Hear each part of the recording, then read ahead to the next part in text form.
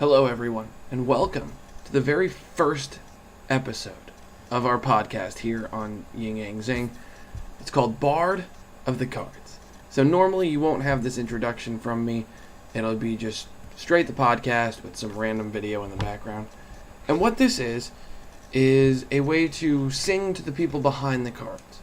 This is trying to create interpersonal connections between YouTubers, between each other, and also to make, let you guys see the people behind the camera. See the men and women that do this behind the camera, and get to know us a little bit. This episode of the podcast does get kind of heavy, and I apologize. I don't apologize for that. I'm just giving you the fair warning that it does get very heavy. It does have a little bit of preachiness in it, but it's not overbearing, and it's a lot of who my guest, Modern Day Duelist, and who we are. So I would really like for you guys to enjoy. Let us know what you think in the comment section. Like, comment, and subscribe. And make sure to check out Modern Day Duelist. Link is in the description. And enjoy the background video. It's just random live duels and stuff, and that's probably where my live duels are going to go. So you're not going to get any commentary on it. It's just going to be kind of like a nice thing to watch. And then if you guys really like the duel and you like the live commentary, I'll have that. I'll upload that too. But this is part of the cards. This is so you guys can get to know the people, the men, the women behind the camera, who we are behind the cards. And I think it's a little different, so I really look forward to making this a regular thing, and I hope you guys enjoy. Thank you. Everyone, and welcome to the first inauguration episode of Bard of the Cards. And I am here today with the Modern Day Duelist, Seto Kaiba himself. Hello. Welcome. Thank you for doing this. I appreciate it. Oh, you're welcome, man. Sorry for the long time to get connected, but I'm glad we were able to do it finally. Oh, yeah. So I'm really glad we got to do this. There's actually a lot of things that we're going to go through. So Bard of the Cards, this is what this is. This is the format that I'm trying to do. It's conversations about the game with fellow YouTubers, and I'm a really small channel. So for me, this is a really cool thing that I've gotten a couple of guests lined up that have a lot more subscribers than me, which is awesome. It's great for me. But it's also cool because it really brings you guys to the smaller channels, and it really shows that you guys are trying to help build the community, which I think is an awesome thing. Oh, thank you. So, jumping straight into it, this is a very open format. I'm not going to ask you anything offensive, I hope, but I do want to ask you straight out of the gate, what inspired you to make a YouTube channel? Because I'll speak from personal experience. What got me started, just getting back into the game, was actually you. So, oh, thank you, Kyle. That's good. That's very humbling to hear that. I was living in, I think it was Cincinnati at the time. I might have been getting ready to move to Chicago. And when I was living there, I was like, I had a bad experience with Magic the Gathering, and I was getting ready to move and stuff, and I needed something to occupy my mind because it runs at 1,000,000 miles a second. And I'm like, I think I'll try playing Yu-Gi-Oh! Again. I haven't played in a while. Dragon Ruler format, once that all got banned and I bought the deck, I was like, all right, I'm done. I needed to walk. I love Dragon Ruler format. Well, actually, I've been rebuilding it recently. I've had my spellbook deck. I profiled it while on the channel, and I've been hollering that deck out like crazy. But Spellbook of Powers are too expensive for me. Even my friends are like, I remember back when that card first got announced back in Astro Pack. They were like, oh, it's so expensive, it's $30, and now they're like, dear gosh, I'm like, one of my friends actually has it. He's just like, yeah, I'm selling these. It's not worth it. But that's been a deck I've actually been rebuilding, which is Dragon Rulers and just plain spellbooks. I love that deck to death. That's one of my favorite. Probably one of my top 10 decks of all time. I just love it. Oh, Spellbooks is really cool. But, so I was getting back into the game, and I'm like, I have no idea what I'm doing. Not a clue. Is Blue Eyes any good? Because I haven't played in forever, and that's one of my favorite cards. So I didn't Google it. I YouTubed it, and you were one of the first like 3 pages I saw. I'm like, all right, let's watch this, and it was very informed. It was obvious that you came from a place of passion, and I was like, okay, I'm in. So I subscribed like almost immediately. I'm still subscribed. And this was a few years ago. I can't even tell you exactly when. Probably like. Oh God, it's been like probably. That was probably. Yeah, because that was when I first started. That was the first year I started. Wow. I mean, I've met so many people doing this. Like, shout outs to my friend Mike Tolley, who lives in Britain. If he ever watches this video, he's I would say, out of all the people I've met through this, he has been the one person I am glad I met. He subscribed to me back when I had like 200 subscribers. Like, Jesus. I know he was within the first like 200 to 100 subscribers, and we started messaging because I was one of the few people that did a deck profile on his favorite deck, Heraldic Beast, and we started talking about it, different innovative things, and that man, I swear to this day, if anybody knows where Heraldic Beast are, they're the ones that have the miracle content, it's like a miracle fusion for Exceed monsters.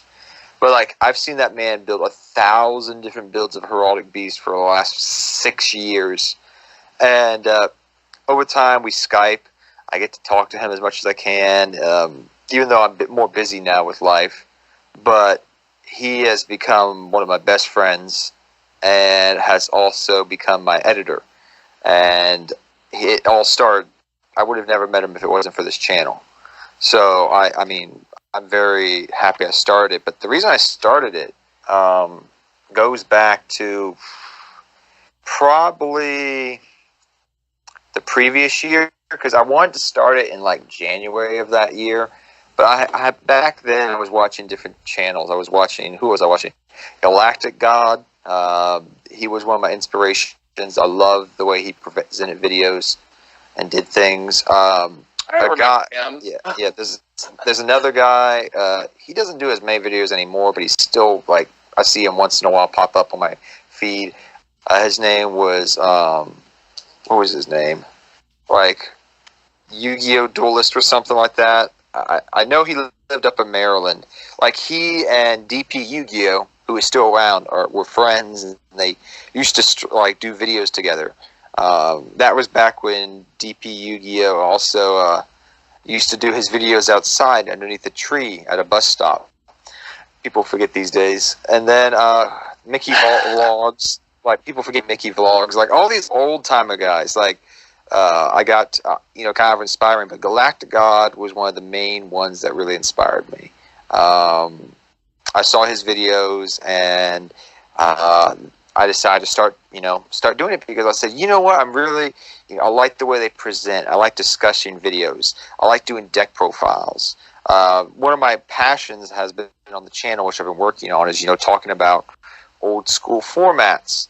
And Galactic God used to do that, but I decided to try to do in-depth stuff about that, and I've enjoyed doing it. It's just a lot of work doing the videos. But the history of Yu-Gi-Oh! Series. Oh my gosh, I love doing that series. It's just, my editor hates me when I do them, because it takes so long to freaking edit. I'm sure it does. It's because I have to, when I do those, I literally spend like at least 5 hours to 3 hours doing research on a format. I go back through archives of Pojo, that are literally they're still up, after all these years, they're still up there. But I mean, which is amazing that doesn't exist anymore. That platform was so big back then. I couldn't believe it too. But I looked on the original side of Pojo, okay, and they don't exist. But there was a link I found that I saved that took me. It said from articles from 2002 to 2005, so right before GOAT format on Pojo, which there's just no information out there unless you had books, or from personal stuff. I mean, it wasn't as, YouTube didn't come around into being a Yu-Gi-Oh thing until like 2009, 2010, really, is when I started seeing Yu-Gi-Oh YouTube videos when I was in high school, when I was graduating high school back then. You're about the same age as me, I think, actually. Yeah, I'm 28 currently, but like, same. I grew up, when how I got into this game, which is kind of interesting, is I've always told this story. It's the most funniest story ever. Unless you have something else you would like to ask me, man. I mean, it's fine. So I got into so yeah. No, go ahead. I'm just stretching. Sorry. Oh, you're fine. So it's been a long day. Oh no, I understand. The last 3 nights I've had business meetings. Besides my job, and I've just been not going to sleep till 1 a.m. So, like, I literally, like, dozed off when I got home today because I got off early today, thank God. But how I got into Yu-Gi-Oh! So I was it was 2002, and it was the spring of 2002, like summer, springtime. And the anime was showing on TV, and I was watching it. And I'll never forget, it was, about 3 weeks, about 3 to 4 weeks before I went back to school. So it was like, I want to say August, July, July sometime. And, mid-July, August, sometime around there. And I was watching the anime on Kids WB. And I'm watching it, and I remember I was watching Pokemon, because Pokemon was my thing. I was Pokemon. I played Pokemon, and I played Magic at the time a little bit. And I actually was one of the kids that actually didn't just collect Pokemon cards. I actually knew how to play them, though I have forgotten how to play because it's been. It hasn't changed. I know it hasn't changed that much. It's the same freaking thing. Oh, I know, but like I was going through my Pokemon binder with a friend of mine that had expensive Pokemon cards, and he's like, "Dude, do you know how expensive some of these are?" I was like, "What? What do you mean?" He's like, this one's $500, this one's $100, this one's $200, this one's $300. He's like, these expensive cards are all near mint. He's like, it's blowing my mind. Like I have it's called Shiny Mewtwo and a Shiny Charizard that's valued at like $400 first ed, $500. I had no idea. And when I got it, I just put it in a sleeve when I got it as a kid because I thought it was cool. But back to Yu-Gi-Oh. So. Yeah, I could go on talking Pokemon and Magic forever, but I'm watching the anime and I'm watching Pokemon, playing the Hoenn game on my Game Boy Advance, and all morning they've been like talking about Yu-Gi-Oh, and I'm like, kind of looks cool, and I would always just have the TV on as I'm watching my thing and playing Pokemon and watching Pokemon on the TV. So I watched Pokemon and I was like, I was gonna go do something else. I remember, and they were just like. That intro came on. The original intro for Yu-Gi-Oh came on, and I don't know what it is. Like I was like, because I'm a person who loves history, ancient Egypt, Rome, American history, world history, different cultures history. Like I love history in general. So as soon as I saw that, I was like, okay, I'll watch this, and I start watching it, and I'm like, it's good. And then I'll never forget what got me hooked was when I saw Blue Eyes White Dragon, because my favorite Pokemon is Dragonite, and I've always had a thing for dragons, aka one of the reasons why I love Game of Thrones and Daenerys Targaryen. Daenerys Targaryen is because she's hot. Yes, and she also has 3 dragons too. And the dragons are the bonus. Look at the girl. Let's be honest here. She's maiden with the eyes of blue. She summons dragons. I mean, that's what I've always made the comparison to do. She's maiden with the eyes of blue. She's Kyber's May. Like that's one of the reasons at the end of my videos you actually see the symbol of the Targaryen. Like if you're not Game of Thrones fans here, guys, I apologize. But like if you look at the end of my videos, that's why I told my editor I was like, that symbol. We are making that the Blue Eyes Ultimate Dragon. So he was able to cut out the put in the Blue Eyes Ultimate Dragon into the background for my end credits. So if you actually stay to the end of the video, you see House Kaiba. Literally, like people have asked me. I never put two and two together. I've seen it, and I'm just like, that's cool. And I just went about my business. I never even thought about it. Like, that's brilliant, absolutely brilliant. That's my Game of Thrones reference for my channel. Like, I've had people like ask me, like, could you make a mat with that? And then put House Kaiba. I was like, I want to. Like, if I ever do mats, that's going to be one of my first mats because I just want to have that and then House Kaiba on it, which would be so cool. But yeah, I was watching the Yu-Gi-Oh show. I saw Blue Eyes. I fell in love, even though Exodia obliterated them. And as I continued to watch the show throughout the spring and summer, I started to really like the character Kaiba. You know, he has a younger brother. I lost my mother when I was 10 years old. So I was taking care of my brother and everything. My dad was still around and everything, but I was really helping out a lot with things that my mother used to do and everything with my younger brother because my dad was always busy.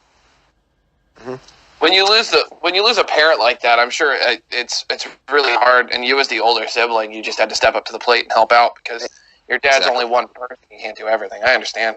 Yeah. So what happened was, I've been watching it all summer, you know, for the most part, and I go back to school.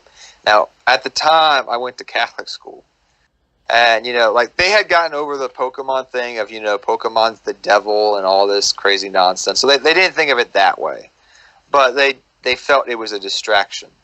So, at this point in time, they were okay with it because it wasn't, you know, not everybody was playing it, but Yu-Gi-Oh! At my school was huge. So, what happened around that same time as I got into the game, there was this mass shooting that was going on in the DMV area, or if you guys are not familiar with the District of Columbia, Maryland, and Virginia area. There was this mass shooting called the Beltway Sniper going around. And even a couple people down from my school had gotten shot. They were targeting, he was shooting, there was two guys, and they were targeting kids, adults, everyone. And so, like, when we got to school, they would be taking us out of our cars and having us go straight inside. And the parents outside opening the doors would have bulletproof vests on because it was that scary. I mean, this is only, like, you know, a half a year after 9/11, so they didn't know if it was terrorists. They didn't know what the heck was going on. But for literally 3 months, we did not go outside for recess.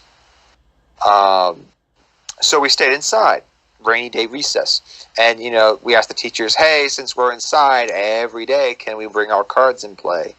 And they were like, sure. So we got permission from the principal, and we should start playing Yu-Gi-Oh!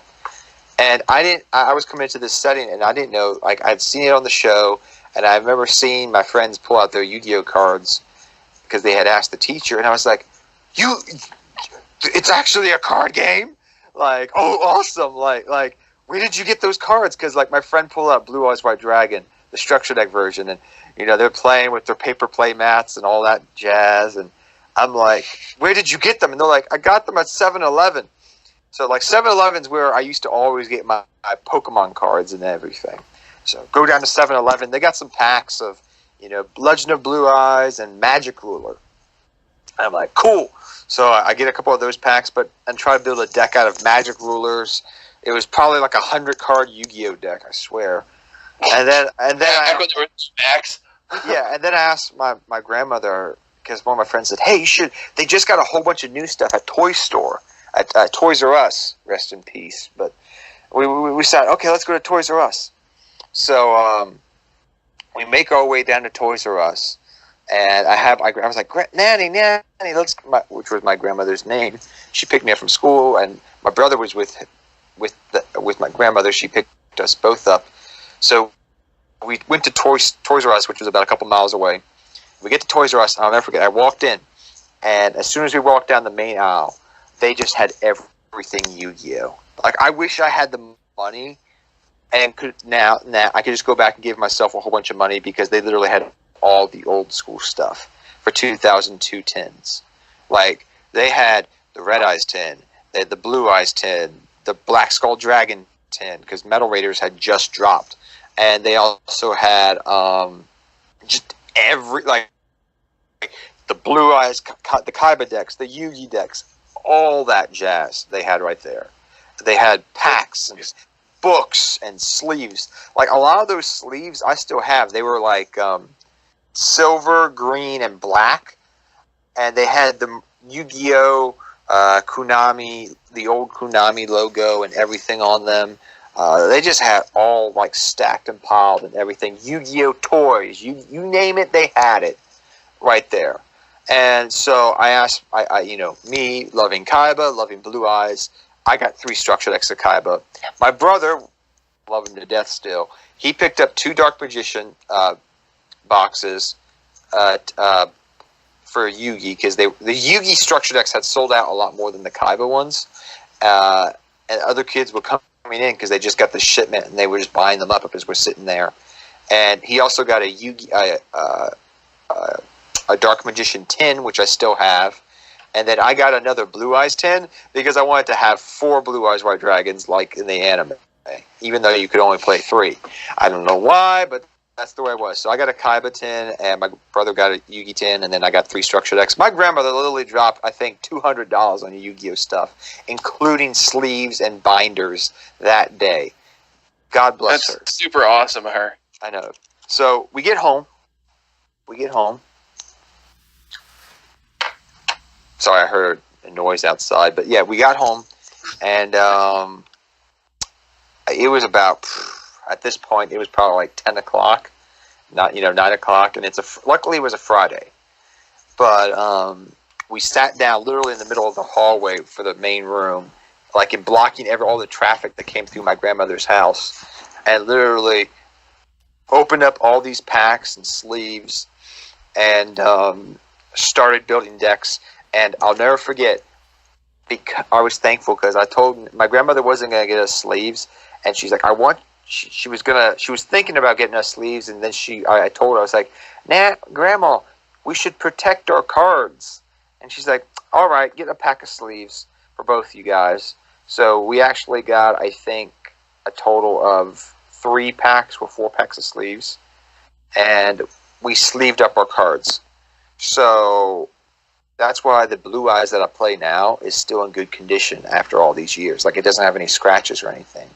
It's actually near mint, like still. I mean, it's lightly played maybe, but like I never played my cards without sleeves.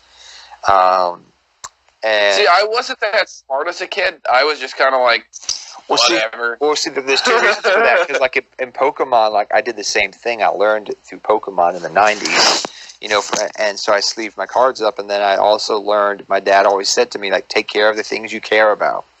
So I said, well, I care about Blue Eyes. I care about this deck, so I'm going to sleeve it up, just like I did with my Pokemon and Magic stuff. And I decided to stop playing Magic, and after that, and we just played Yu-Gi-Oh in school a lot.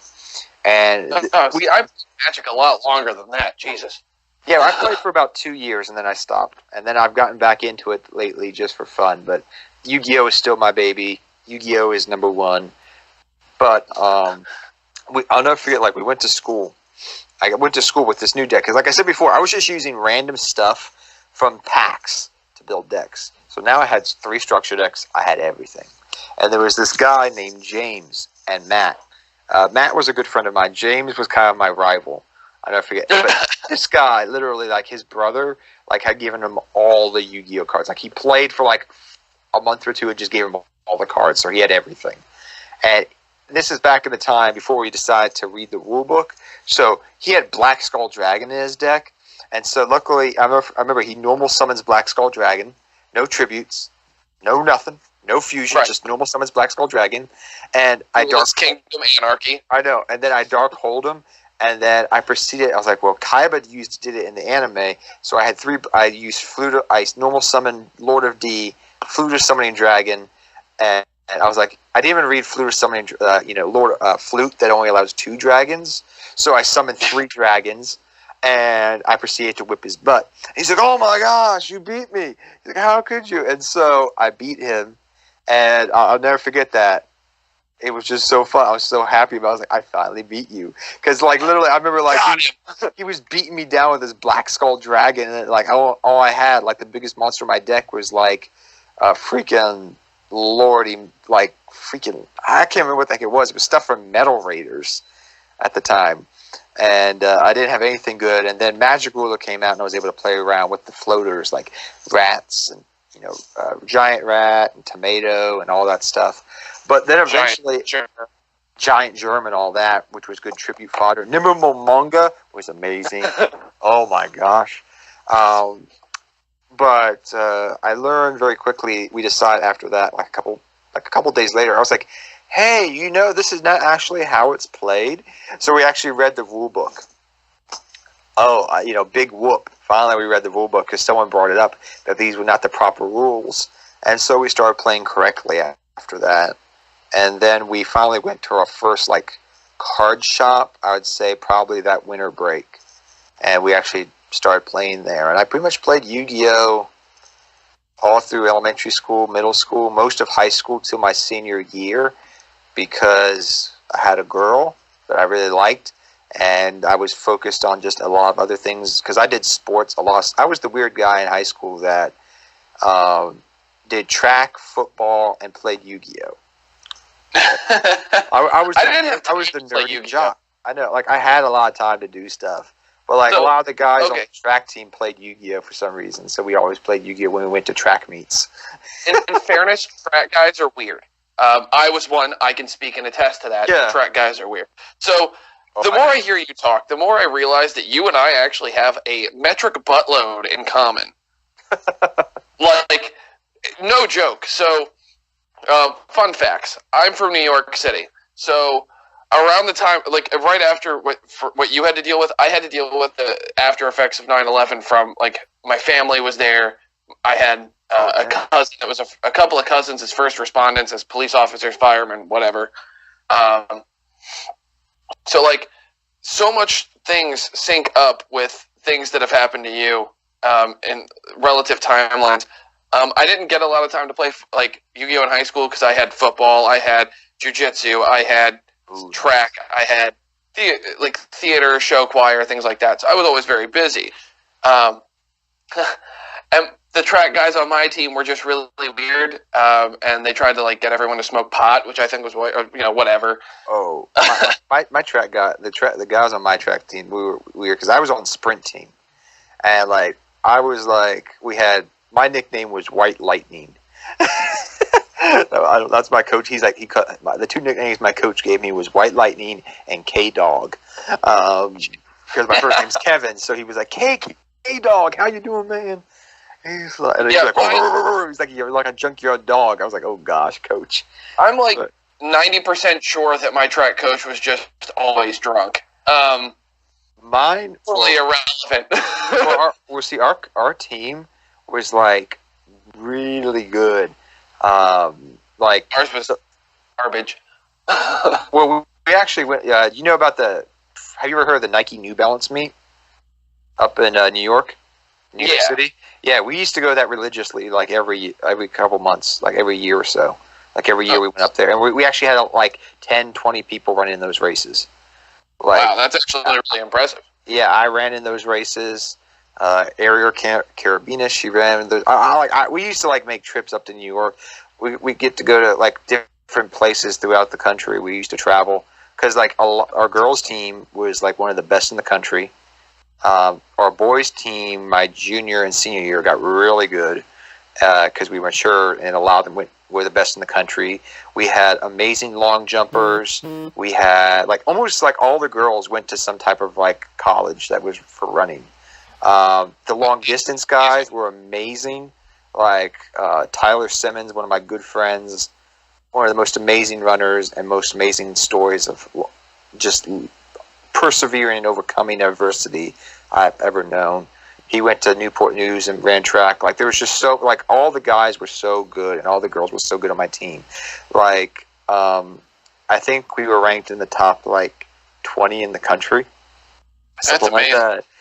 We were we just the girls they didn't state was just preparing yourself for nationals. For a lot of us, it was state, whatever. We're trying to go to Nats. We're trying to qualify for Nats. That's the goal for the year. And so that's what our goal was every year. And it was really good. It was really fun. And the fact that we got to travel a lot to different events was good. But yeah, I'll never forget the times we used to go up to New York funny story. This is my one experience. The last time I went to New York, this was my experience. So, yeah. He's like, oh Lord, where's it gonna be? So, I know where this is going. I can feel it in my stomach. so I'll never forget. We go to New York. Okay, we left I think at 2 a.m. in the morning because we had to be there at freaking like 8 a.m. for check-in. So we leave on the bus, and I get to old Meadowlands stadiums. I remember seeing that as we drove in, like the old Giants and Jet Stadium. Right. When they have the old right next door in the same parking lot. Yeah. Yeah, we saw that one come in there. Who was supposed to be buried underneath that dang stadium again? That freaking. I don't know. I forget, but Jimmy Hoffa. Jimmy Hoffa. Yeah, Jimmy Hoffa. I was kidding. I don't know if that's really who it was. No, that's who it was, Jimmy Hoffa. Because that's what they said the bump is on the field. I remember because I used to do football, and that's what they said. It's the bump on the field. There's Jimmy Hoffa. He tripped you up. But yeah, so we go into town. We go to the meet. Everything's good, and we're leaving. And it's about 9 p.m. We're leaving, and my coach is adamant that we must all have New York style pizza. So we're all waiting on our big bus that we had. It wasn't a school bus. It was like a charter bus we always took for the most part. And he's like, okay, I'm going to go get the pizza. And so he goes down and gets the pizza. And we're parked right next to a homeless shelter. And next thing we know, now you have to remember, a lot of the long distance girls on the team, my junior and senior year, were little innocent valley girls. Okay? So that's what you have to imagine. Imagine a valley girl that's like 14, 15 years old, doesn't know much about anything. And we're all there's a lot of young kids with us doing this. This was my senior year, so this was a lot of new people coming in onto the team. But the police come running down the street and burst into the homeless shelter. We watch this. And everybody is sitting down, and they're like, oh. So everybody moves from the left side of the bus to the right side, just looking outside the windows. And so all the homeless people come pouring out of the homeless shelter because there was a fight or something. And so there's some cops outside, just talking and, doing everything. And these two huge, had to be 300-pound black guys come out and just pull out two huge joints and start smoking right in front of the cops. Cops are just like, we don't give a shit. But what gets better is there was a light pole right in front of the bus. And they see us watching, so they start pole dancing on the light pole as they're smoking their weed in front of the cops. And start humping each other. These 300-pound black guys start humping each other and dancing on this light pole.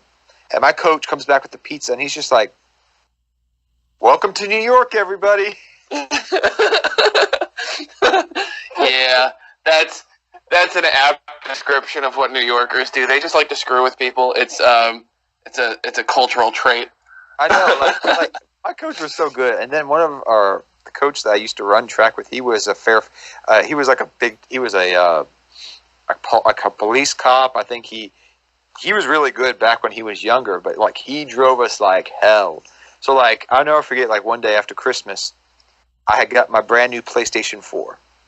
My PlayStation 3, excuse me, not 4, PlayStation 3. I was so happy, and then I had to go run track because I was getting ready. We were, it was the intermediate period between the start of outdoor track into indoor track season. So we're getting warmed up and everything, and I go out there and start running my laps. It's about 30 degrees. I'm all in my Under Armour, all warmed up, and next thing I know, it just starts snowing a lot, and it whites out. And I had a couple of my teammates around. We're like, we can't even see the track. It just whited out the track. We couldn't see anything. And we're like, it's the day after Christmas, and we're running track out in the cold. I think I need to reevaluate my life. But I enjoy Why am I here? I could be playing PlayStation. Coach, put someone else in. Yeah, I was like, I got the new Madden game. I want to play that. But whatever. Yeah, that was high school. But I still played it. A lot of the guys, we just played Yu-Gi-Oh! And listened to music and sung Kumbaya. When we freaking would go to different meets and everything. So we would do either homework or we would pull out Yu-Gi-Oh! Decks. And a lot of them, we used to still go to locals, on Sundays, because we had track on Saturday, And then Sundays we would go to locals for a bit in the afternoon, and so we would get our new packs from 5Ds and GX and all that. But yeah, it was a fun time. And then I got into college, and I started back up when I went to Nova, and that was really fun. I used to go to a lot of events too when I was younger, and when I went to my 4-year college, I went to a lot of events, regionals and everything. Got a couple tops. I enjoyed myself capitally. Like I went to one with 2 YCSs, and I just enjoyed myself a lot. And then after my father died, I just decided to take it back on Yu-Gi-Oh! And it hasn't been until like the last year or two that I've really started picking up playing Yu-Gi-Oh! More competitively. Again, like I've been playing I always play competitively, but like, going to more major events. It's just for about 3-4 years I couldn't do that. Like I still played, I did my channel. It's just there was other priorities. But yeah. Oh yeah. Yeah. So you've talked recently on your channel about last year, and your last year was really it was a tough year for you. Yeah. So I completely understand. I actually had a legitimate scare. My life was in jeopardy, actually. So your channel has your full last year, and your last year, it was it sounds like it was one of the roughest things. I don't know how you did it. More power to you. Thank you.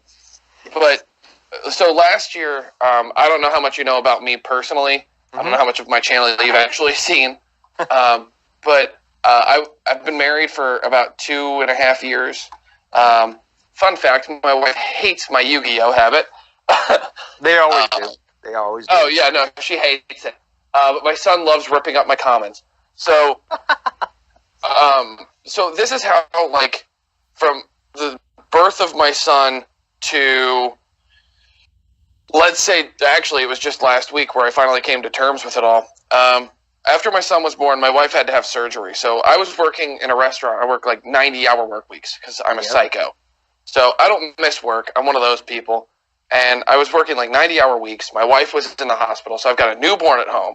Yeah. My wife is having surgery. She was out of the house on and off for about 3 months. And she was just in terrible agony. So I'm dealing with that, working 90-hour work weeks, taking care of my son. Like I'm trying to, be a good husband, be a good dad, and be successful in my career. Somehow I made it through all that perfectly all right. Go through everything, find out we're pregnant with my daughter. Awesome. Oh. I'm super excited, I'm having baby number 2. Cool. So that was late 2017. Mm-hmm. Right, we're 2019 right now, so late 2017. Found out I was pregnant with my daughter. Turns to 2018. Things are going good. My work is going great. I finally have a team around me. I'm working still 90-hour weeks because I'm a psychopath. And we hit March, and I can't even describe it in like verbiage. This is the first time I'm talking about it on my channel. Yeah. It's the first time I'm really being super open about it, except to my immediate family, except with a Facebook post. I had a heart attack on the job. Oh, damn. I'm not even 30. I'm 28 years old. I turn 29 next month, and had a heart attack on the job. And instead of being like, a reasonable, rational thinker and saying, I'm having a heart attack, I should probably go to the hospital. I'm like, it's just a heart attack. It'll pass. Let's just keep going. Damn. The stupidest thing I could have ever done.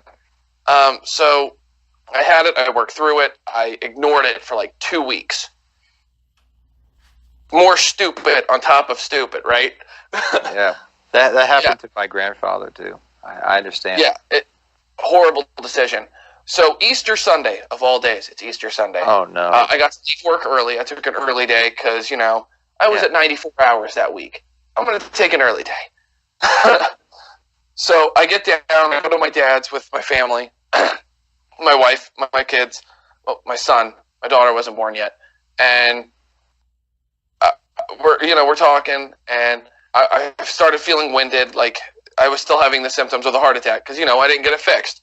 Yep. And I collapsed. My body gave out. In front of my son, in front of my wife, in front of my dad. And it was a horrible, horrible experience. And my wife's like, what's going on? And I'm like, well, I think I had a heart attack a couple weeks ago. And she's like, what?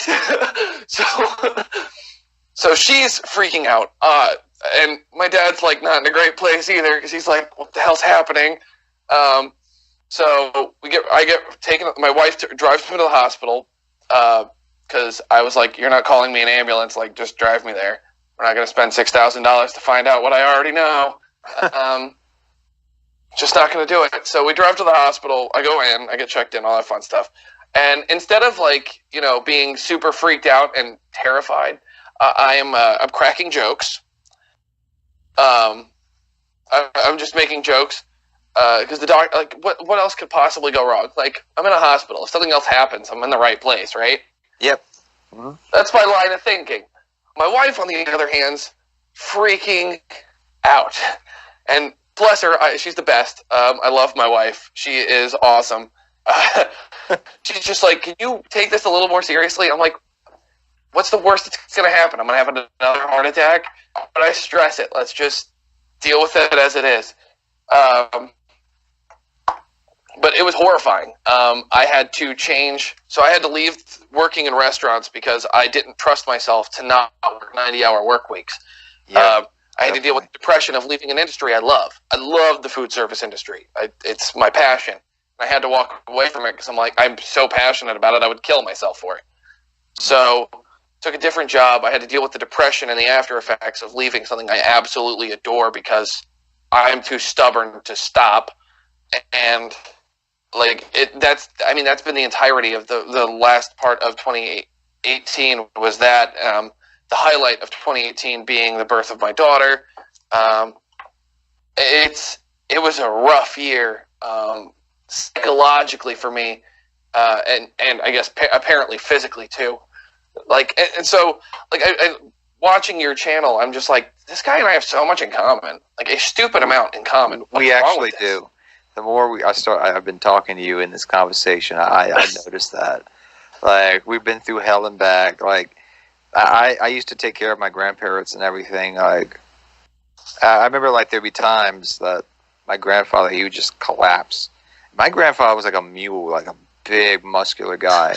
And just to see him, like, I mean, even though he had a heart attack and a stroke, multiple strokes, you know, he like the man would still, you know, walk around, do everything at 89. He was 88 years old, and that man could still, like, in his wheelchair, get around, go outside, do everything. Like, he would. It didn't bother him. He didn't care. But but then when you see this big man like just collapse on the floor, and you're like, oh my gosh, and you're holding him in your arms, and you're like, he's just shaking, having the stroke, and you can't do anything to really help him except try to make sure he doesn't swallow his tongue, you know, and seeing his eyes roll back, and having my grandmother there like screaming, and he was like, just calm down, you know. And then he would collect himself, and then I'd be like, okay, get some water, call the ambulance, call my dad. And I'd do that sometimes. Like, sometimes he would shit himself because he'd lose bowel control, and then like I had to deal with that, and just like he had, I think, 3 strokes and heart attacks when I took care of him, like for like 2 years. And then my grandmother had Alzheimer's and dementia, and then my dad, it was so weird. My mom and dad died a day apart from each other, 13 years apart. And when we went to go to the funeral place, the cemetery, to bury them, to make the arrangements, not to bury them yet, but to make the arrangements with the place there. Yeah. I'll never forget what the guy said to me. He looked at the paper, and he like stopped. And he looked at the paper with my dad. He's like, your mother's buried there, right? I was like, yeah. And he looked back at my mother's paper. He's like, I've worked here for 30 years, and I've never seen this. I was like, what? He said, we're burying them on the same day. I was like, I didn't plan that. He's like, I know. He's like, 13 years apart, being buried on the same day. And they died a day apart from each other? I said, yeah. And I said, they both died coming out of the shower. And he said, my God. He's like, that's odd. That's very odd. Like, my mother, she died from cancer. She had ovarian cancer. It just took her like that. Like, we knew the day before, and the next day she's dead. And my dad, he had a massive heart attack. He got out of the shower. Apparently, what happened was, and he slipped and fell. And I wasn't there. Like, I remember the day he dropped me off for college. That day, I did something I'd never done before. I just stood there and watched him drive away. And I just had this bad feeling, like I'm never going to see him again. I had that eerie feeling that I've had sometimes when I feel like I'm never going to see someone again. And then I call that night. I call and I call and I call. And I say, I'm like, oh God, no. And I have been listening to wake this.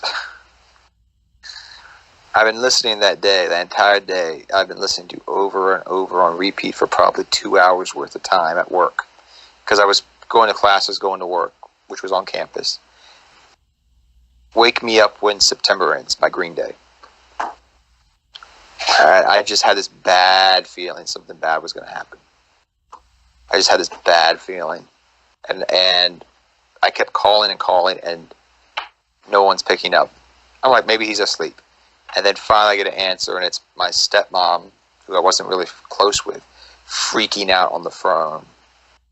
He's on the ground. He's foaming at the mouth. I'm like, oh God. And so I called up pretty much my sister. She's not my biological sister, but like my sisters, and my two sisters I have, and my adopted family, I called them. I said, can you get me to the hospital? And I got to the hospital, and I was freaked. I was flustered. And then I saw the ambulance come in, and I knew as soon as they got out of the ambulance, he was dead. Because, if someone's still alive, they're going to get out of that ambulance really fast, They're going to get that stretcher out quickly. They're going to get in the building quickly. You know what I mean, right? Yeah. They didn't. They didn't get out. They got out slow, and they turned the sirens off when they started pulling in. I said, that's not good. I said, he's dead. They're like, you don't know that? You don't. I was like, he's dead. I know it. And I just cried. I was like, I know he's dead. And then I just cried in the parking lot. And then they said, Kevin, you need to come in. And they're like, he's dead. I was like, I knew it already. I was like, I know. And my stepmom just broke down. My brother broke down. And I was like, I already knew it. I wasn't in shock. I just knew it. And then I said, they're like, do you want to see him? I was like, I'll go see him. So I go in there, and his body was still warm. So he had been dead more than probably like 15 minutes or so, probably. And so I sat there for an hour and a half. And they kept checking on me. Are you okay? I'm like, yeah. And I just talked to him, talked to my mom. I said, now he's with you. You better take care of him. And I stayed there till every fiber of his being was cold. Till his face lost all color. I stayed there. And I just talked to him, and I sung to him. I sung to him songs I used to sing to me as a kid. And then we buried him. And, I met her, and then about a couple months later, I met this girl. I loved her. And same time around the same time, I was planning to get engaged and married to her. I had all intentions of doing it. And I had trouble when I got out of college finding a good job in my area. Like, it's really competitive here, so it was really hard. Even though I had internships I've been doing and everything. And I was still dealing with the fallout of my dad and taking responsibility of my brother and everything. And luckily I had family members helping me out, but it's still a process. Yeah. And she didn't seem to quite understand that. So on one of my worst days ever,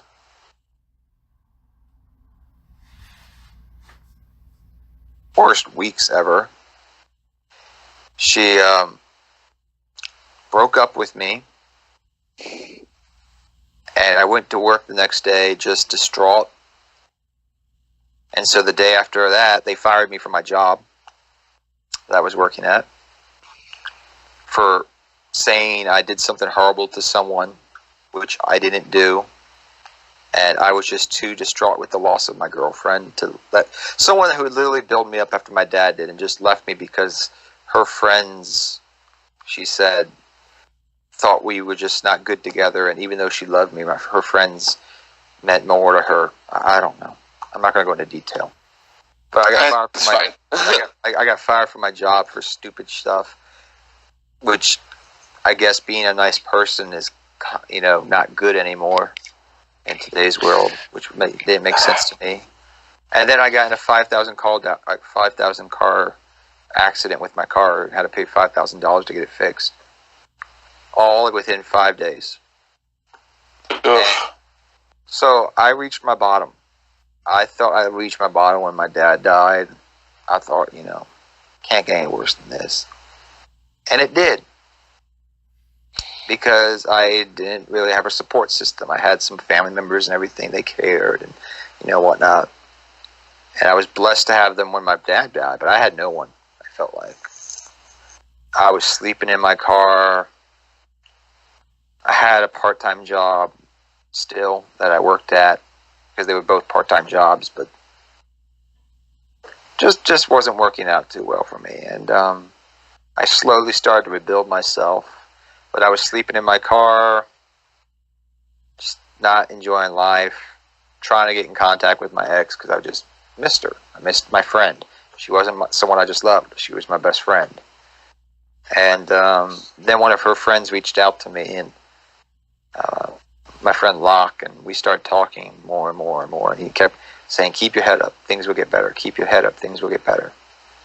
And I had this feeling towards the end of 2018. I said, what really kept me from going over the edges, I remember I went to Columbus, Ohio for the 200th. And that was the one bright spot in the entire year, really. I got to meet people from the channel, meet other channels, and just have a good time. And I said, well, things can get better, I guess. So I got really depressed, like, before that point, and a little bit after the Columbus, I got depressed. Like, I was suicidal, as some people have said. Like, I literally was just like, there's no point. And it wasn't just because of her. I was just fed up with life. Just after going through so much, I was like, I don't know if I have the strength to pick up one more time. Like, I've been knocked down so much. I don't know if I want to get back up again. But I said, after that, you know what? I'm going to pick myself up again. Because I started to feel that if I did, things were going to get better in the long run for 2019. And they did. Like, as soon as 2019 hit, I got a full-time job. Which I work at my card shop now full-time, make some good money at Island Games. And, every day I wake up and I'm just like, yeah, may not be the greatest job, but I'm happy. And I also, do YouTube still. And I also have my own business I'm starting with a friend of mine, which we've been doing, which has been really fun. I've enjoyed the people. It's been it's a business course, leadership course. We've been doing business stuff, and I've enjoyed that. It's really brought me up. Like, I had one friend see me. He hadn't seen me in 5 months. He's like, dude, you walk, you talk, you carry yourself differently more than you did 5 months ago. He's like, I'm so happy for you, man. He's like, I know what you've been through. My friend Jason. So, I've always said this to people, and we all go through our hard times, and we all go through our ups and downs and everything. But there's always someone that has something worse off. And you just got to push through and persevere, overcome. And there is light at the end of the tunnel, even when you think there's nothing left. You just got to put one foot in front of the other. I'm sorry for preaching, No, you're fine. Like I hear what you're saying. Like I might have hit the same point, having to leave the industry I love and everything. If I didn't have my kids and my wife, I probably would have hit about the same point, honestly. But I found another job that I'm good at and that I really do enjoy. Mostly because I haven't had a heart attack on this job. Good. I'm very glad to hear that, my man. Yeah, 1 year over, right? Yep. But let's jump back to some lighter topics. Let's get off this, this heavy stuff. Sorry, like this was like an interesting. We oh my god.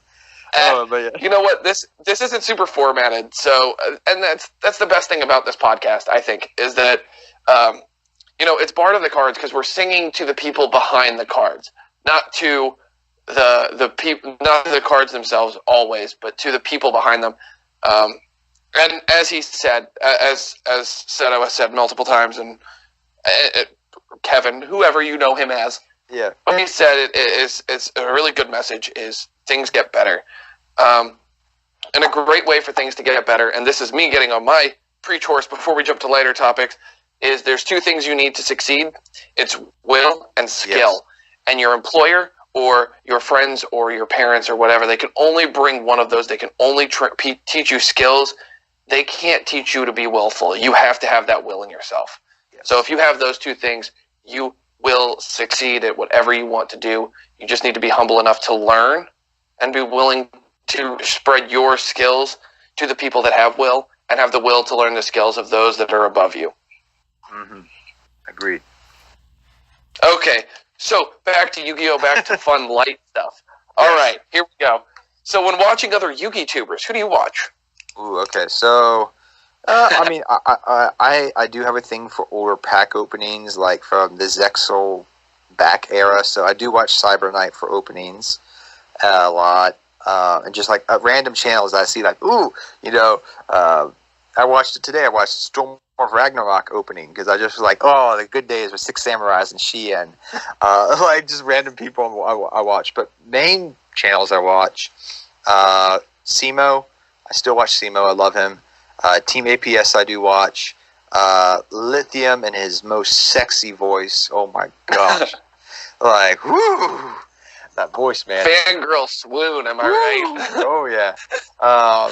If I was. Big Robbie.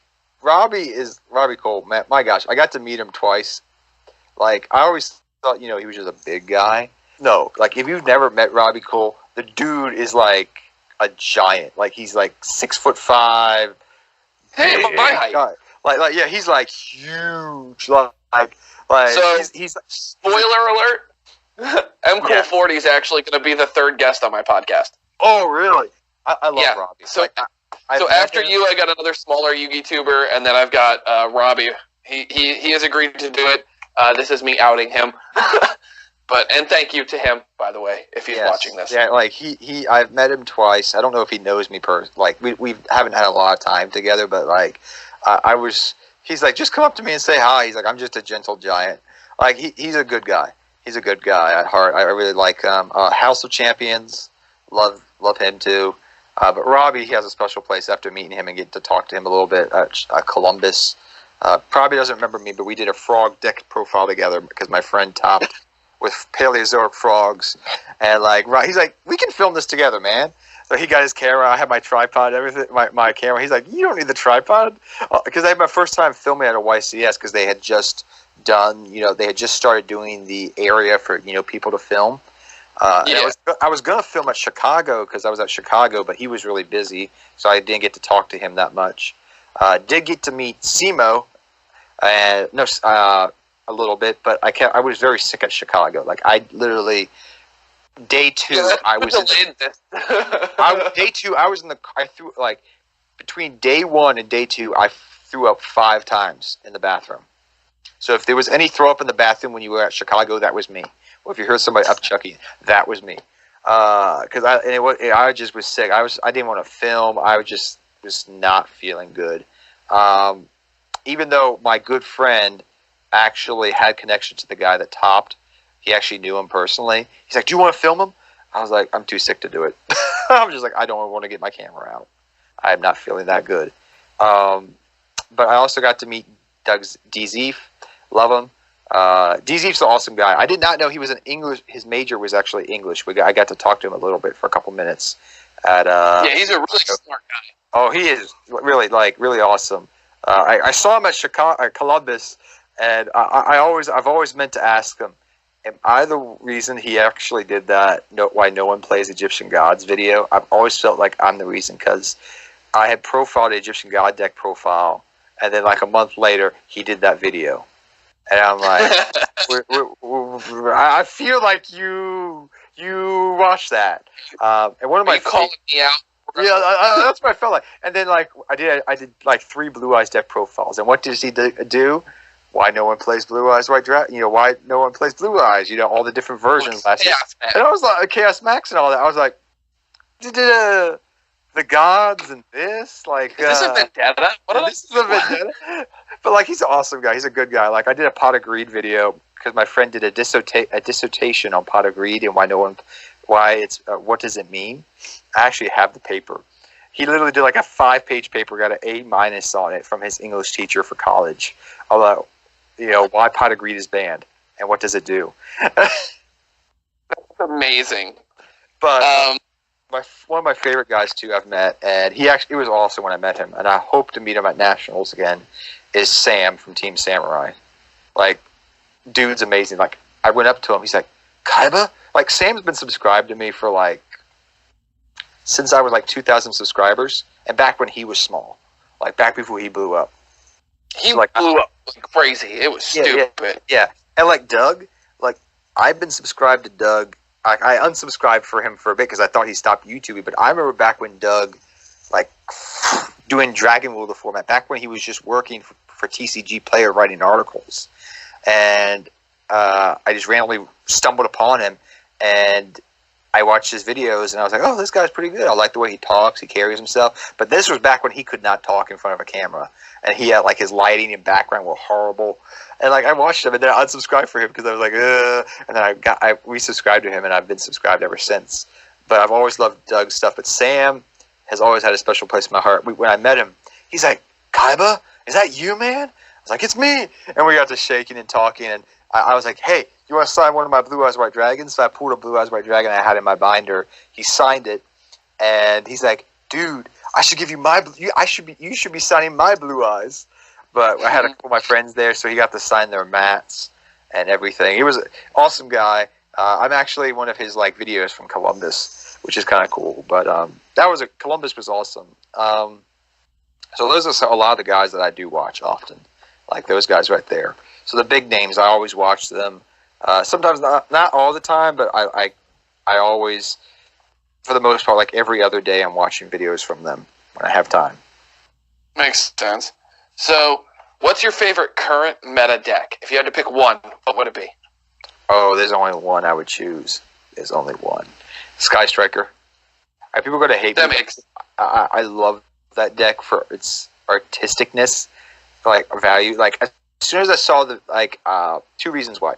Originally, I picked it up because I didn't care how much it was. I loved the fact it was like anime waifu Gundams, like something like that. That's what I thought. I was like, oh my gosh, it's like Gundam waifus.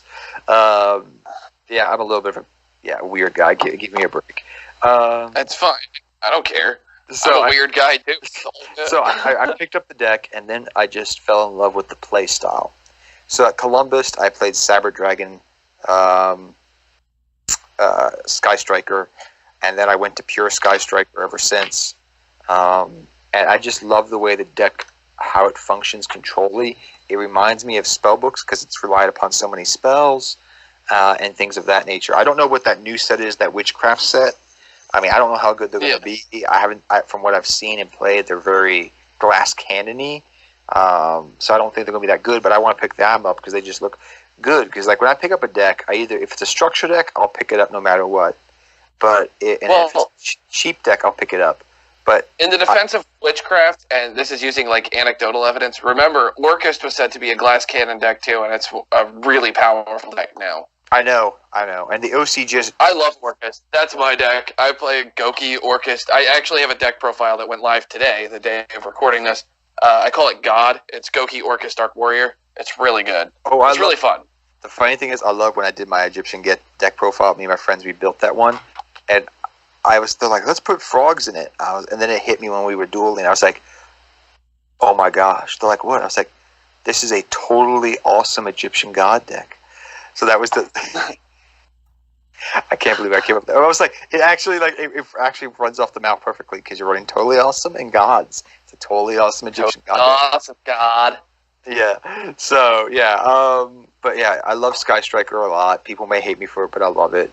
I've also dabbled with the new train support. I've been playing spellbooks on the side, heroes, but Sky Striker is one of my babies. And one of my favorite decks to play right now, next to Sky Strikers, which I've been taking to a lot of events, is Galaxy Eyes. I took that to Chicago and to regional, and I've been doing so good with that deck. Oh my gosh! Like people are like, what the heck do I do to stop this deck? I don't know. I was playing against Salamangreats, and they're like,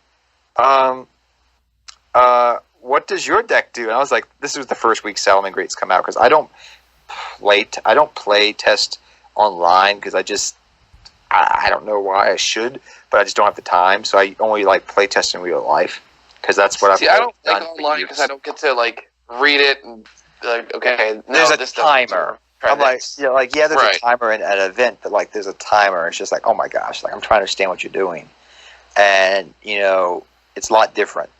But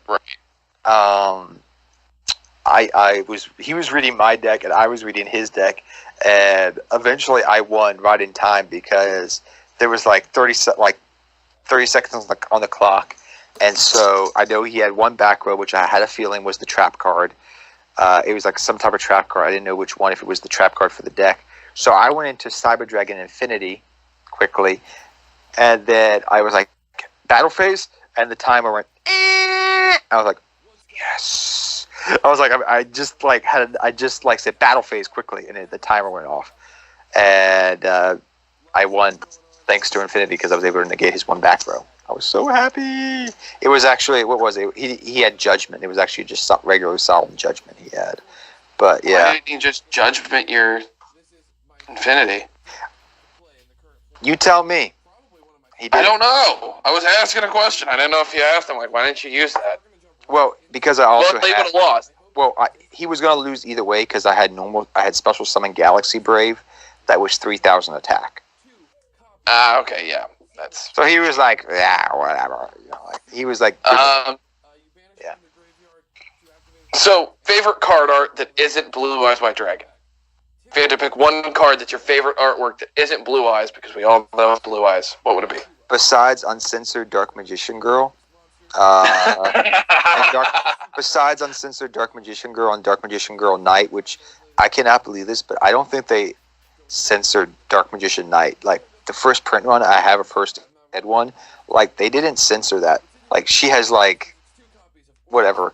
Huge personality. Yeah, her huge personality. But I would say Maiden with the Eyes of Blue. Daenerys Targaryen, Maiden with the Eyes of Blue. Yeah. Makes sense. All right. What's your least favorite deck to play against? It's the final countdown. Oh my gosh, I'm gonna murder someone if I ever hear that song again when they play that deck. Yes, final countdown. How many times I used to play against that, and then someone would whip out their phone and be like, "Play final countdown." I'm like, there was a guy I used to know. I used to duel with back during the McDonald's days. I call it that he would literally whip out his phone every time he played final countdown and start playing it. So I've had that imbued in my head for 3 years until they finally hit it to 1, and his deck just died. And I was like, yes, I never have to hear it again. Yeah, little did you know he found Final Countdown Turbo. Oh, no, you know what he tried? When he tried Left Arm Offering to get Final Countdown. I was like, dear gosh, man, what have you done? He still tries to build that deck. I've heard. I haven't seen him in ages because he moved away, but I keep hearing that he tried to make that deck happen when Left Arm Offering came out to try to search. I was like, what the heck, man? Come on, just give up, please. I use it in Metafist for Dimensional Fissure. That does work. Because Metafist just all activates out of banishment, so it made sense. That does. So, what's your least favorite deck to play? You personally have to play. That I don't like playing? Yeah. That's a very hard one. Yes, I got him, kids. Let me think here. I gotta think here. Blue Eyes White Dragon. No, I'm joking. The God cards, because they suck. Oh, like, no, actually, like, even the weird decks I build, like, I love playing because they're just fun to play. Probably... I don't know. I don't think there is a deck that I actually, like, hate necessarily. Because, like, a lot of decks I like playing. Like, you're just like, this deck is so boring to play. Chain Burn. Even though I have the deck like Chain Burn, even though Train Strike's still at 1, the deck is still there. And like, yeah, Chain Burn probably, because I play it from time to time, but like, it's like, okay, I'm just chaining, like, I'm doing nothing, I'm just sitting here. Like Exodia, I would say that's true, but like, it's Exodia, man. You're summoning the Forbidden One. Right. They should add a 6-piece to Exodia, but they never will do that. But yeah, I would say definitely Chain Burn. Okay, so the next one is, if you were on Konami's board and you were allowed to ban one card, what would it be? I would say Soul Charge, but they already did that. Trying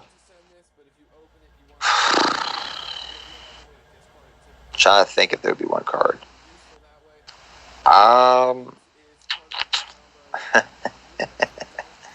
Ban Final Countdown, please.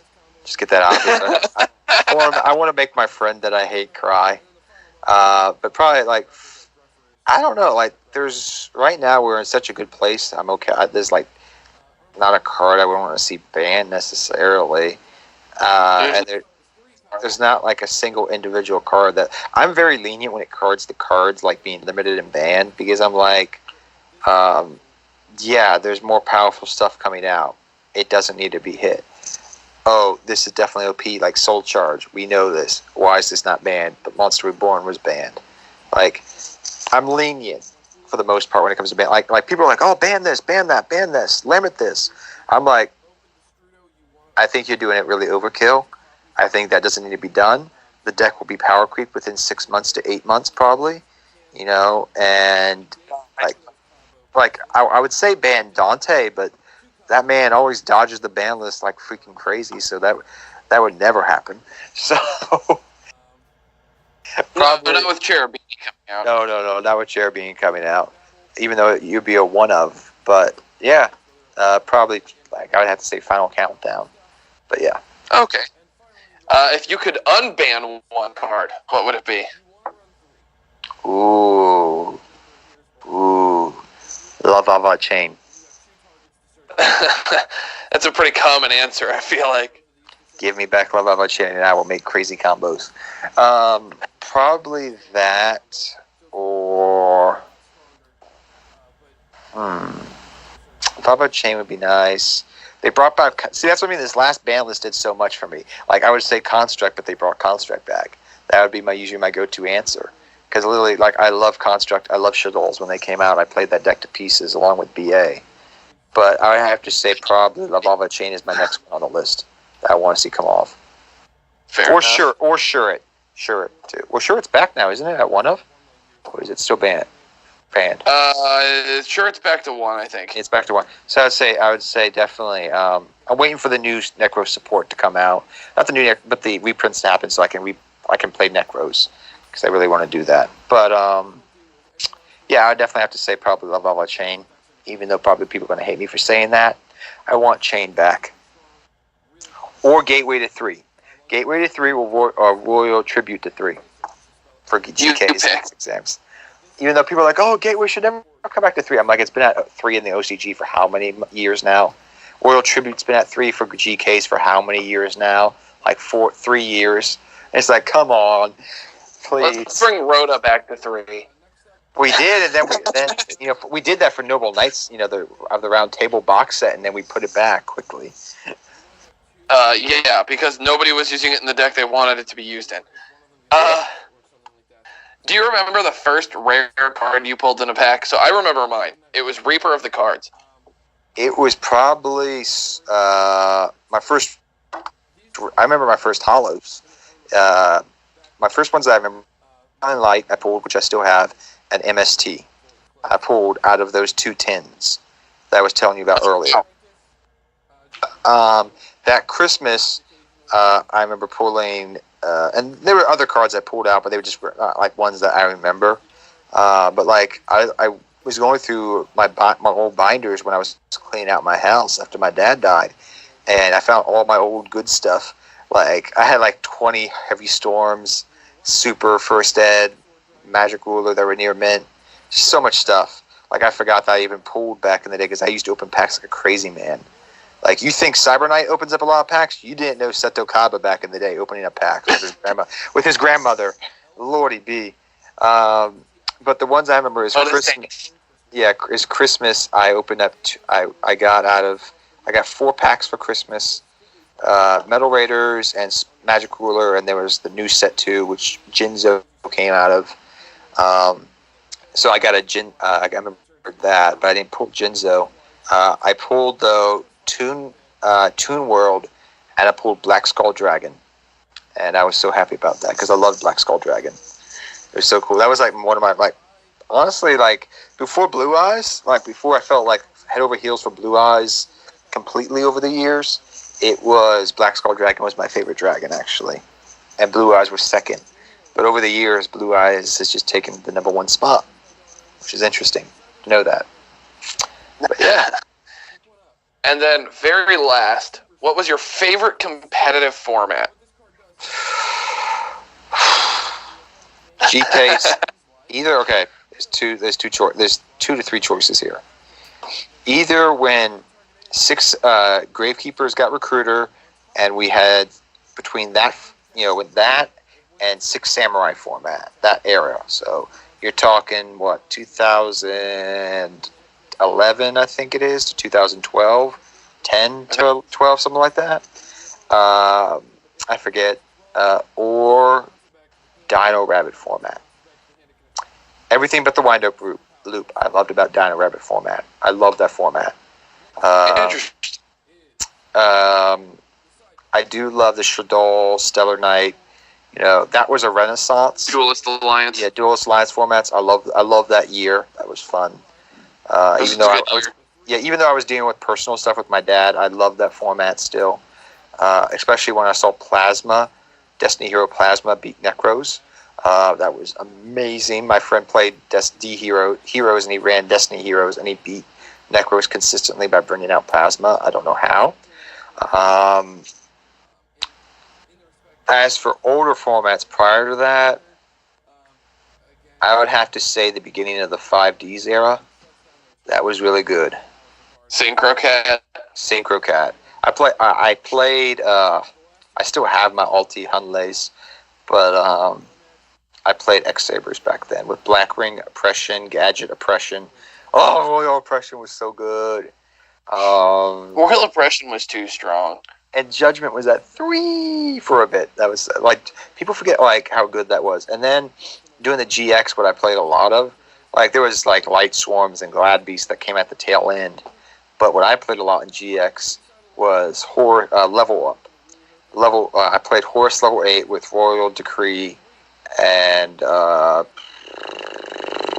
pretty much that lockdown strategy with Horus Level 8.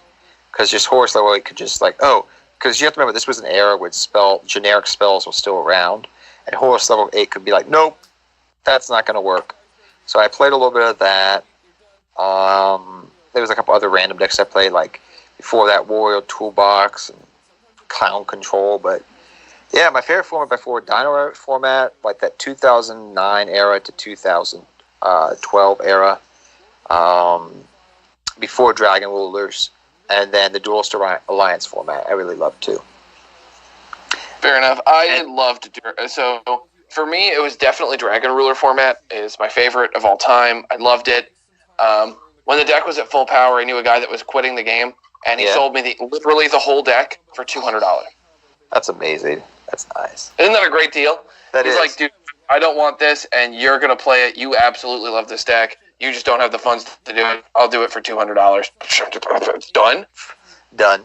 I was playing Harpies doing that format because I think it was Jeff Jones with Billy Blake was playing Harpies, and I was like, I don't want to play Dragon Rulers. I had some of my spellbook stuff still that I was playing, but I was playing Harpies a lot, that format, because I just loved Harpies.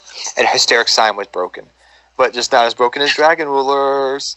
And then I played... Dragon Rulers, I will admit full-heartedly that it was a busted deck. I love the deck. I love the format. It can never, and anybody that argues that it can never come back. Because if all four of them come back, it's going to be anarchy. We have Dark Matter Dragon now. Don't forget that's what... Like, people don't know this, because it wasn't around for that long, but the one weekend that Dark Matter was legal and the Dragon Rulers were legal, I was at that regionals down in Fredericksburg, Virginia. Oof. I was there. That was the only regionals in the world that I think we were one that the only event that had that legal, and I think it was 10 out the top 16 was all like that. That's all that topped. It was just Dark Matter. Oh yeah, that was stupid. No, it can never come back. But now we have Return of the Dragon Lords. We have. I forgot about that. Oh Lord. Right. Well, we also have Odd Eyes Absolute Dragon, which will give you a free Vortex because it's easy level 7s. We've got Kali Yuga Turbo. They cannot come back. They cannot fully come back unless they eroded them to like what people said back in the day is you can only have one Dragon Ruler per deck. Remember? I don't know if you remember that. That was a thing people thought they were going to do to the Dragon Rulers, make a stipulation for that. They never did. It was a stupid thing. But if they bring it back, they'd have to balance it by banning pretty much every generic Dragon support. Yeah. They're not going to do that because now we have Dragon Fiend at 3, Dragon Shrine at 3, Foolish Burial.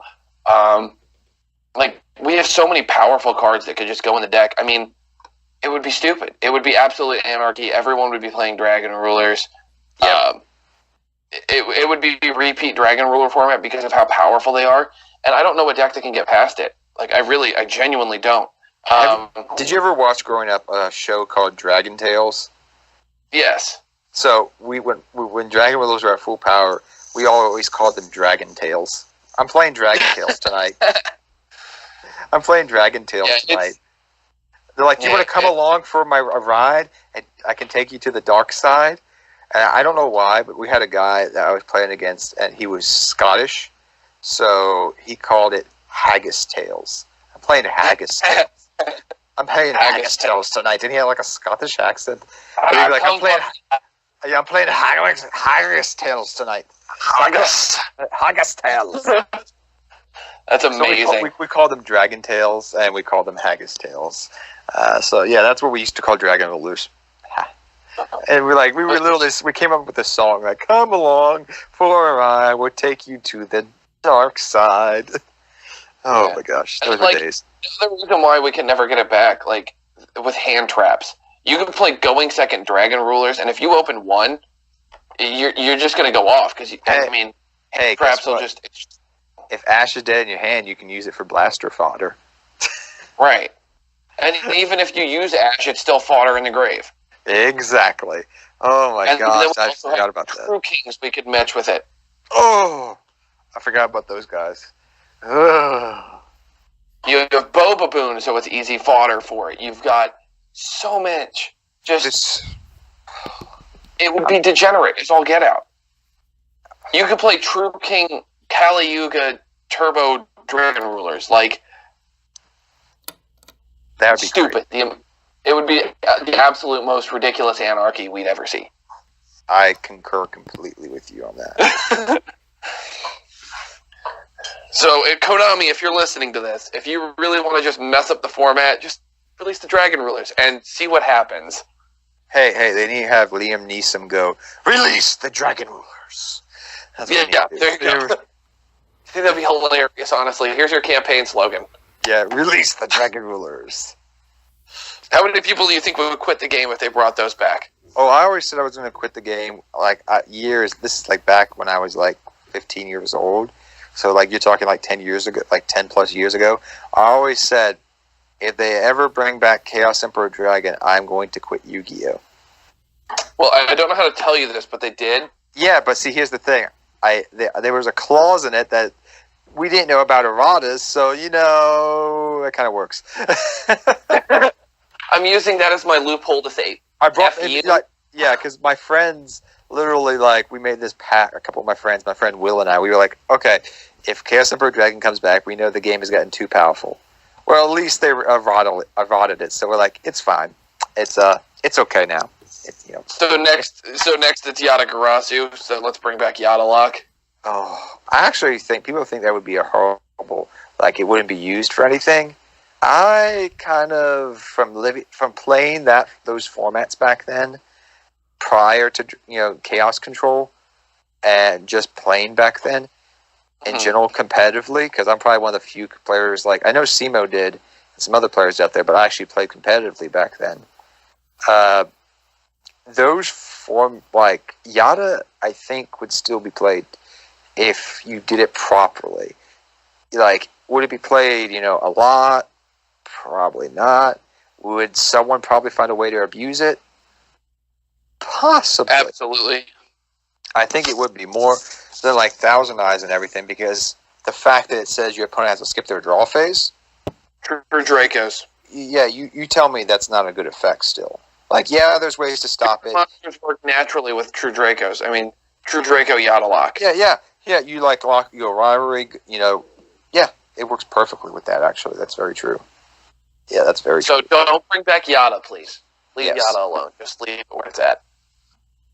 Yeah, I definitely feel that Yada, people think, there's some ban cards that people are like, oh, it can come back, it can't come back. There's all these other things that can stop it. And I'm like, yeah, that's true. That's true. People wonder why Tribe Infecting Virus hasn't come back. I'm like, you do know it's not once per turn, right? And I'm like, yeah. They're like, well, there's cards that can stop. I'm like, yeah, I agree. I concur. It's not as good as it used to be. I will 100% agree with you at that.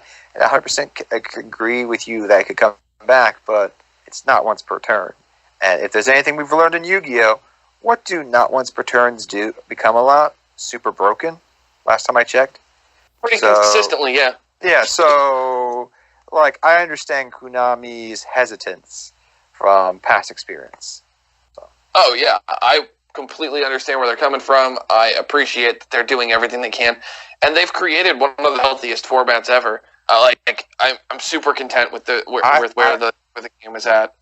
Working at a card shop, I've had so many people actually come back into the game recently that I haven't seen in literally a year, because they're like, this format was horrible. This last year, 2018 just in general, for a lot of people, did not seem to be a good year. The only set of cards I think should be limited would be the Danger Monsters. I don't want them banned. I think they're good, but I don't like that they're so just stupid. I concur. Eventually they will have to be addressed. The thing that concerns me is, as we've seen with the past, Konami doesn't like hitting their beloved TCG archetypes that they create. Yeah, well, we've seen this with BA a lot. They never killed the deck. What happened when the OCG got a hold of BA? One format, and then they slaughtered the deck to pieces. What did we do? We're going to hit this a little bit. Granted, I think they did it because they actually knew what the key cards were more maybe than the OCG did. I don't know. It's just a thought. But the OCG just hit everything and just hit. We've noticed this. So I'm wondering how they're going. Cosmos, the OCG hit Cosmos harder than we did. We hit Dark Destroyer to one of. They, I think, banned it for a time. But they have a completely different format, because they've got Maxi at 3, Pot of Avarice. They've got a bunch of cards that if we got back here, it would be stupid. Why do people want, I remember people were even when Maxi was at 3, they're like, it should be banned, it should be banned. Then it goes to 1, it should be banned, it's a sack card. Now people are like, we want it back, we want it back. I'm like, you don't know what the heck you want. Printed Thanos. Yeah, I was like, you printed Thanos. What the heck do you want even? There's no pleasing you people. Yeah, it's what do you mean, you people? Yu-Gi-Oh! Community as a whole. I love the Yu-Gi-Oh! Community, and there's sometimes I just shake my head at the Yu-Gi-Oh! Community, because I'm just what are you guys talking about? I know. like, I'm going to say one thing. This is the funny thing. I'll talk about this for a second. This is not Yugi related, kind of, but like, I got this. Like, I thought it was actually from. I was checking my comments like a year ago on my Dark Magician and Dark Magician Girl deck profile. I was going through the comments and everything. I'm like, cool. And then this is a side note, but I stumbled across this weird comment. And I still to this day don't know why the heck they left this comment on my thing. My husband and I were having marital troubles, but I went to the sorceress, Dr. Da-da-da, and he helped me to give me a love potion to help my husband come back to me. And now I'm together with my husband and my kids, and I thank the Dark Magician for helping me with my love life. What? Yeah, they left this comment. It was like some scam or something that they posted on the Dark Magician and Dark Magician Girl dark profile, saying Dark Magician and Dark Magician Girl, like randomly. I can't. I don't know how to respond to that. I didn't know either. I literally left a blank, and my editor was going through my old comments. He's like, "What the hell is this?" He's like, "I don't know how to respond." Just tell him it was a snuff film. It was a snuff film. Like there's a snuff film with love potions? I don't know. Yeah, we don't know what happened. We honestly, but it's getting late here. I still have to eat because I work for a living. But I would like to do this again. I think this was a lot of fun. I would love and to. I would love to do it with you and your editor. I think that would be a lot of fun. Honestly, let's gang up on me, the newbie. Oh, we definitely can. We definitely can. I will contact him. We will try to find a day. Probably next Wednesday would probably be the best for him. If you wanted to do that, we'll find some time. But he's sick right now. Yeah. He's under the weather. That's why there hasn't been any videos going up this week. He's just been sick. And when he's sick, nothing goes up. Why? All he has to do is work at a computer. But he probably doesn't want to spread the germs on his computer, so that makes sense. Yeah, that and just he's not feeling good. Like, I don't pay him at all. He does this out of the kindness of his heart. And that's why I've been trying to do Patreon and everything. Good enough. He needs to edit. Yeah, that's why I want to help him get some money so he can get better equipment because he does streaming and everything. So, yeah, we definitely, I think, could do something if you want to down the road, man. No problem, definitely. Absolutely. I think it would be a blast. This has been awesome. If you ever want anything for your channel, I'm saying this live so you guys can hold me to it.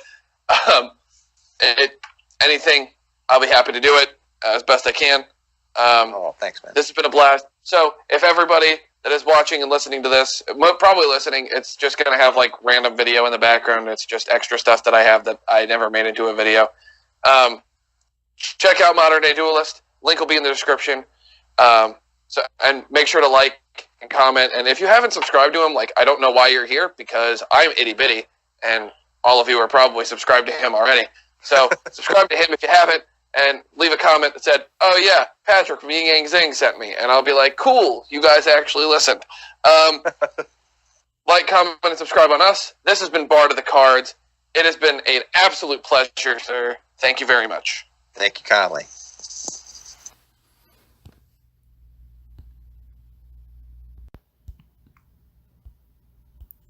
Everyone, and welcome to the first inauguration episode of Bard of the Cards.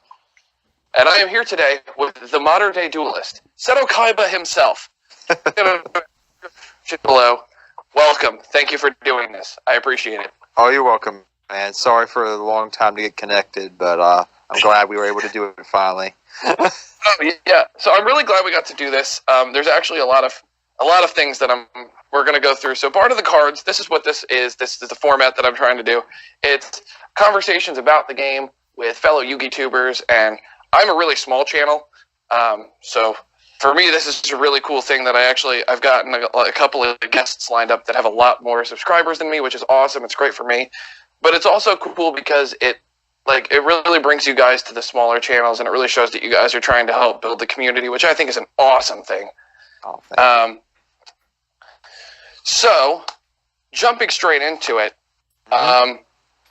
this is a very open format. I'm not going to ask you anything offensive, I hope. But I do want to ask you, straight out of the gate, what inspired you to make a YouTube channel? Because I'll speak from personal experience. What got me started, just getting back into the game, was actually you. So, thank you, Kyle. That's good. That's very humbling to hear that. That's really that. So really I was living in think it was Cincinnati at the time. I might have been getting ready to move to Chicago. And when I was living there, I was like, I had a bad experience with Magic the Gathering, and I was getting ready to move and stuff, and I needed something to occupy my mind because it runs at 1,000,000 miles a second. And I'm like, I think I'll try playing Yu-Gi-Oh! Again. Like, I haven't played in a while. Dragon Ruler format, like, once that all got banned and I bought the deck, I was like, all right, I'm done. I needed to walk. I love Dragon Ruler format. well, actually, like, I've been rebuilding recently. I've had my spellbook deck. I profiled it while on the channel, and I've been hollering that deck out like crazy. But Spellbook of Powers is too expensive for me. Even my friends are like, I remember when that card first got announced back in Astro Pack. They were like, oh, it's so expensive, it's $30, and now they're like, dear gosh, I'm like, one of my friends actually has it. He's just like, yeah, I'm selling these. It's not worth it.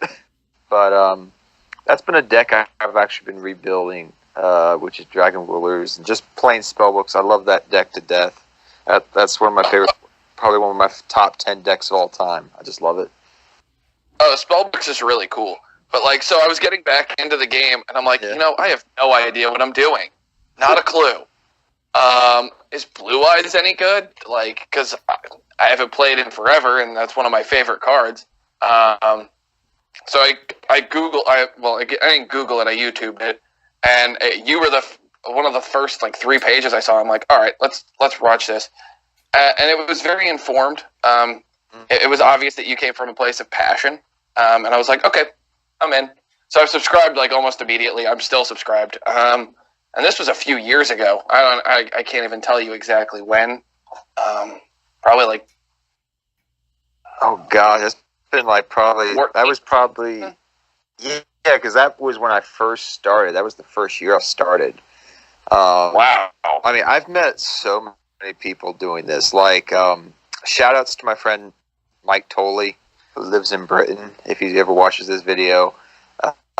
He's I would say, out of all the people I've met through this, he has been the one person I am glad I met. He subscribed to me back when I had like 200 subscribers. Like, Jesus. I know he was within the first like 200 to 100 subscribers, and we started messaging because I was one of the few people that did a deck profile on his favorite deck, Heraldic Beast, and we started talking about it, different innovative things, and that man, I swear to this day, if anybody knows where Heraldic Beast are, they're the ones that have the Miracle content, it's like a Miracle fusion for Exceed monsters. But like, I've seen that man build 1,000 different builds of Heraldic Beast for the last